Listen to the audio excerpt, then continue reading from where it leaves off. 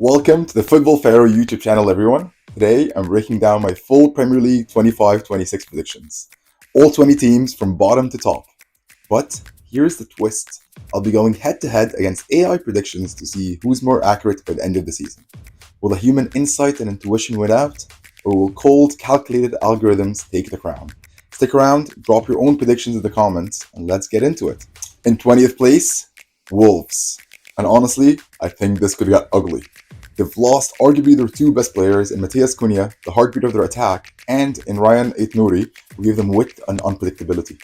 In comes in young talents like David Wolfe, Larson, and the return of Fabio Silva. But let's be real, Silva's Premier League record so far has been more promise than product. Last season, Cunha carried that attack, massively overperforming to keep them afloat. Without him, I just can't see where the goals are coming from. I think Wolves will be competitive in spells, but over the 38 games, the lack of proven quality up top will send them down. In 19th place, Brentford. And this could be one of the greatest falls from grace we've ever seen in the Premier League.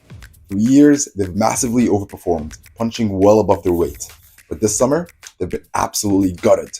Their greatest Premier League player of all time, Brian Mbeumo, gone. Their captain and midfield anchor, Christian Norgard, gone. And worst of all, Thomas Frank, easily their best ever manager and honestly one of the best in the league, replaced by someone with an unproven, frankly lackluster managerial record. Recruitment, poor. Jordan Henderson brings leadership in the dressing room, sure, but at this stage of his career, I don't see him making a big on-pitch impact. And with Yohan Wissa almost certain to follow Mbeumo out the door, this side's attacking threat will be a shadow of what it once was. I think the board will have a lot to answer for after stripping such a promising squad so dramatically. The Premier League dream from Brentford, I think it ends here. In 18th place, Leeds United. And I think this one's going to hurt for their fans because I don't see them going down without a fight.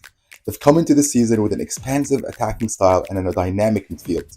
Premier League proven signings like Sean Longstaff and Jack Harrison add real quality.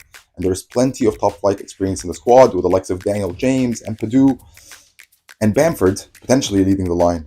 On paper, they've got the tools to survive, but Daniel Farke's Premier League record isn't exactly inspiring. His commitment to an overly attacking philosophy will leave Leeds exposed defensively. And over 38 games, I think that's going to be their undoing. They'll score goals, they'll cause problems, they'll have some big moments, but I think in the end, it's back down to the championship. In 17th, it's Fulham.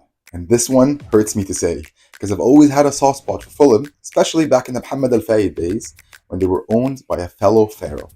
I think they'll struggle to replicate last season's performances. The transfer window has been worryingly quiet, and this squad already has thin depth. One or two key injuries and they could be in real trouble. There's still quality here. Anderson commanding the back line, Anthony Robinson and Castagna offering width, and Andres Pereira pulling strings in midfield. But going forward, they feel far too dependent on Raul Jimenez. And let's be honest, his goal return in recent years suggests that well could run dry quickly. They'll be in the relegation scrap right until the end, but they survive. Maybe only just on the final day. In 16th place, we have Sunderland. One of the greatest clubs in English football history is back where it belongs, the Premier League. And honestly, I think they're here to stay. Despite being tipped by many as a Premier prime relegation candidate, and maybe even starting the summer with the weakest squad of the promoted trio, they've been one of the top 5 performing clubs in the transfer window. And they've shown massive ambition, spending nearly 150 million on 11 new players. They've brought in youth and potential in Simone Dingray, Enzo Lefebvre, Habib Diarra, and Margui from Chelsea, but the real statement signing, Granit Xhaka. This is a man who captained Arsenal, led Switzerland to a Euro quarterfinal, and most recently became one of the best midfielders in the world under Xabi Alonso. At Bayer Leverkusen, he led them to an invincible Bundesliga title. At 32, he's still fit, still fierce, and brings leadership, grit, and technical quality that Sunderland haven't had in years. But let's not forget, for the past 2 seasons in a row, all 3 promoted clubs have been relegated immediately, something almost unheard of in the Premier League era. Survival is no small feat. I think Sunderland's defense might be their weak spot, but with Xhaka's leadership, Adingra's flair, and Gui's goals, they've got the tools to break that trend. So I've got them finishing 16th, and honestly, that might even be underselling them. In 15th place, we have West Ham. From one of the biggest winners of the transfer window in Sunderland to one of the biggest losers, the Hammers. In total contrast to Sunderland's ambition, West Ham have shown a complete lack of intent this summer, failing to properly strengthen a squad that was crying out for reinforcements. And the biggest sign of that lack of ambition? Not just selling one of your best players, but selling him to one of your fiercest Premier League rivals. For West Ham fans, losing Mohamed Kudus to Spurs has to feel absolutely sickening.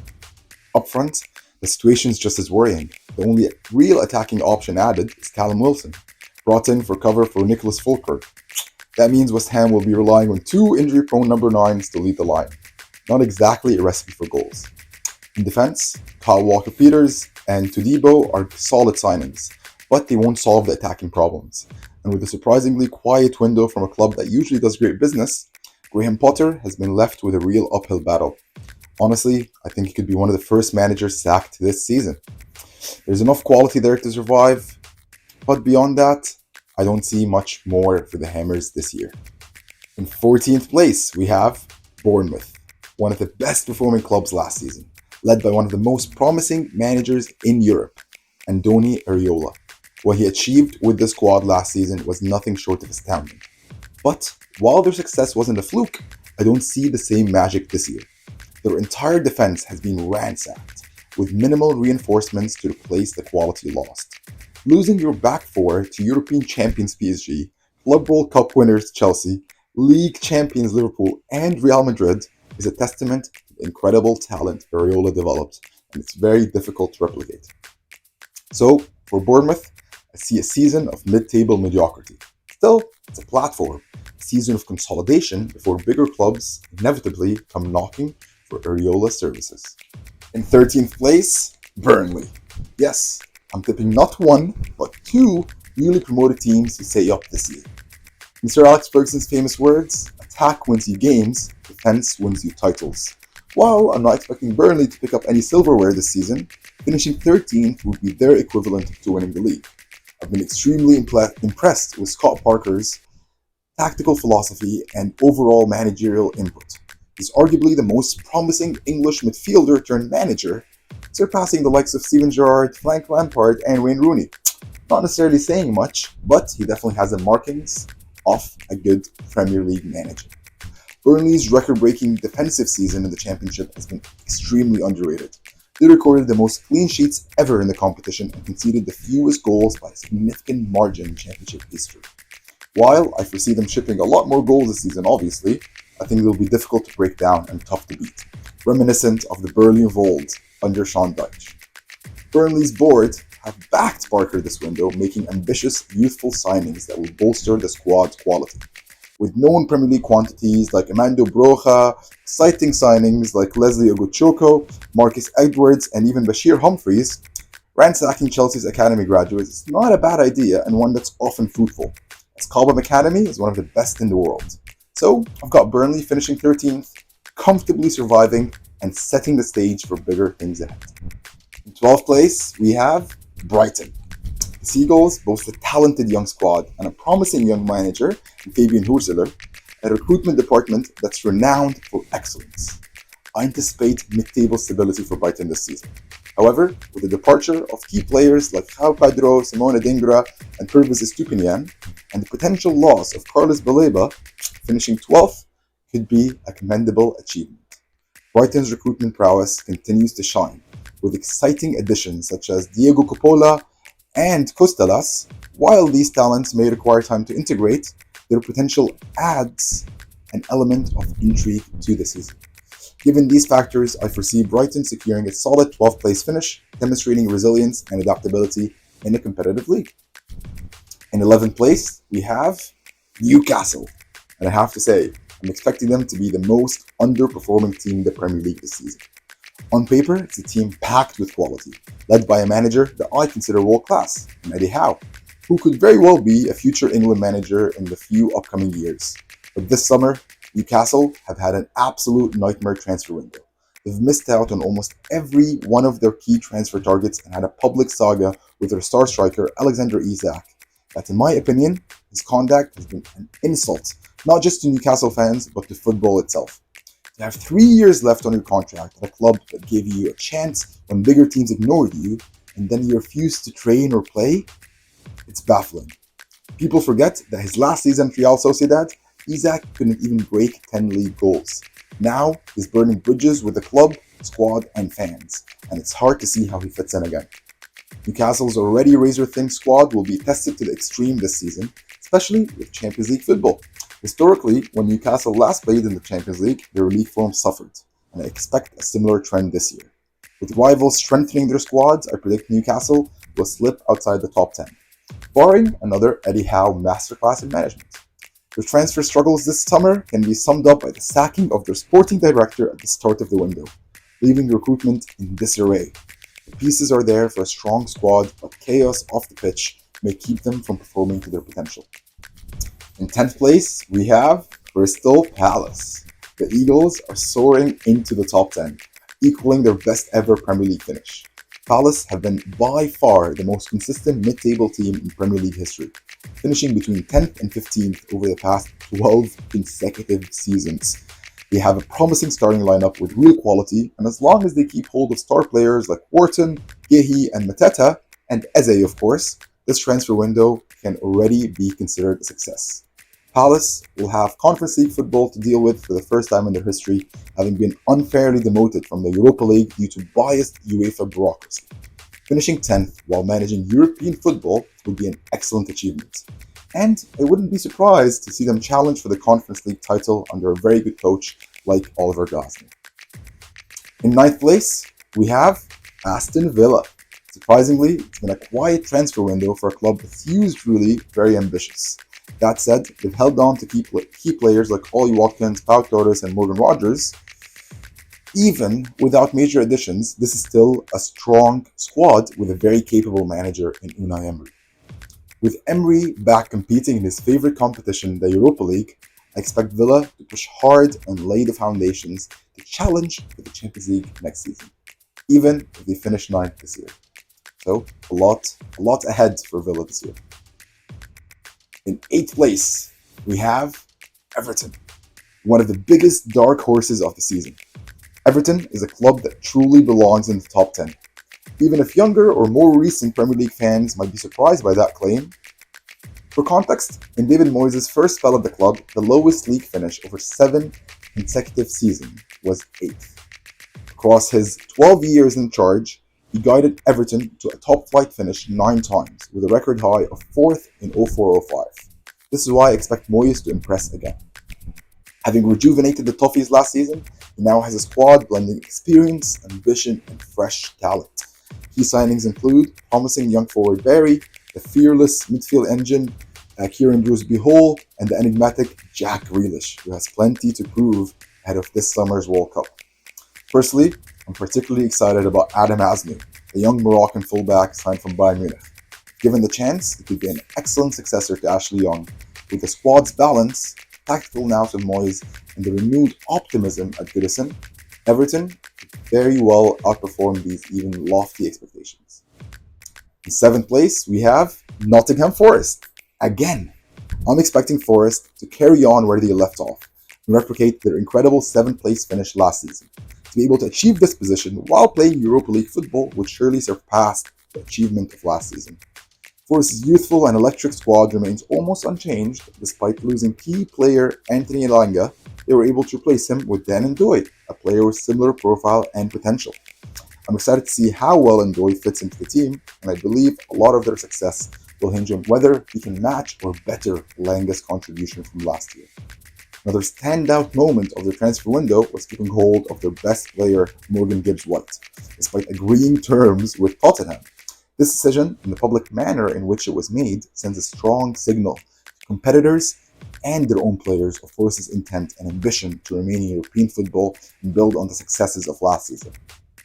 It's refreshing to see such determination and vision from their owner, who has repeatedly stated his club's ability to reach in the Champions League very, very soon. The recruitment this summer has also shown real thought and cohesion, strengthening their squad with Igor Jesus and Cunha, both from Botafogo. Not only adds flair and versatility, but also brings in built-in chemistry from having played together. This is certain to help them settle in quickly with Force's tight-knit group. Togetherness and team-first mentality remain one of their strongest assets and could be the edge they need to balance European and domestic success. In sixth place, we have Tottenham. It's not every day you predict a team that finished 17th last season to climb all the way to 6th. Honestly, this is everything about the belief I have in their appointment of Thomas Frank, a Premier League proven manager with ambition, progressive style of play, and the tactical nous to finally tighten up that leaky Tottenham defense. Don't be fooled by last season's standing, this squad is absolutely bursting with talent. And under Frank, I expect them to have a new lease of life, and they could even emerge as one of the best defensive units in the league. One signing in particular stands out for me, Mohamed Kudus. I generally believe he could be one of the best signings of the season. I can envision Frank turning him into an output machine like Brian and Bruno. Only Kudus is, in my opinion, the more naturally gifted of the two, blessed with flair, pace, and technique. His main challenge in recent years has been consistency and end product, and Frank's system might be exactly what he needs to explode. Tottenham in 6th, call it bold, I call it faith in the Frank Revolution. 5th place, we have Club World Cup champions Chelsea. Yes, I have Chelsea, many people's title favorites, in 5th. Don't get me wrong, I rate Enzo Maresca very highly, and there is undoubtedly a lot of talent and depth in the squad, emphasis on depth. However, I think their Champions League ambitions will jeopardize their league form and compromise any realistic hopes of a title charge. Yes, Chelsea boasts significant depth, with more senior players than any other team in the league, but I don't believe they have enough quality in that depth to truly compete on both Champions League and Premier League fronts. It's important to remember that while they had European football last season, it was in the low intensity and low quality Conference League. That competition allowed them to coast, winning the entire tournament with minimal challenge, and allowed them to rotate heavily without suffering domestically. This luxury will not exist in the Champions League. They won't be able to rest key players as freely, and the rotational options simply aren't the standard required for a sustained title push. I see Chelsea finishing 5th in the league, but making a deep run in the Champions League. 4th place, we have current league champions Liverpool. The current Premier League champions and everyone's favourites. After a stellar record-breaking season and excellent reinforcements in the form of Wirtz, Jeremy Frimpong, Milos Kerkez, Hugo Ekitike, and potentially Newcastle's Alexander Isak later in the window, might seem insane to suggest they'll finish this far from defending their crown. But hear me out. Yes, Liverpool have recruited superbly. These are players of tremendous talent and potential who will likely serve the club well for years to come. However, last season's success wasn't just about big names. Players like Luis Diaz, Kwanzaa, and even Trent Alexander-Arnold had a notable impact on the team's performances. I believe Liverpool's new signings will need time to gel and consistently produce at the level expected of them. In particular, Wirtz, Frimpong, and Kirkies are stepping into roles that have been dominated by Trent and Andrew Robertson for years. Adjusting to Liverpool's unique system, especially in such high expectation positions, will take time, and I think their defense will suffer as a result. I expect them to concede significantly more goals than last season. Wirtz's lack of physicality could also present a learning curve in the Premier League. But above all, the main reason I don't see Liverpool retaining the title is, ironically, similar to the main reason they won it last season. Mohamed Salah. In my opinion, Salah is the greatest player in Premier League history, and last season he unequivocally registered the best individual campaign the league has ever seen. He carried Liverpool on his back offensively, powering them to the title. But this year, his contributions are likely to dip. Not necessarily because of age or decline, but at least because of the African Cup of Nations. I expect Egypt to go all the way in the tournament this winter, which would mean Salah missing around 5 league games. In title race, as competitive as this one we're expecting it to be, losing your most important player for that stretch could be decisive.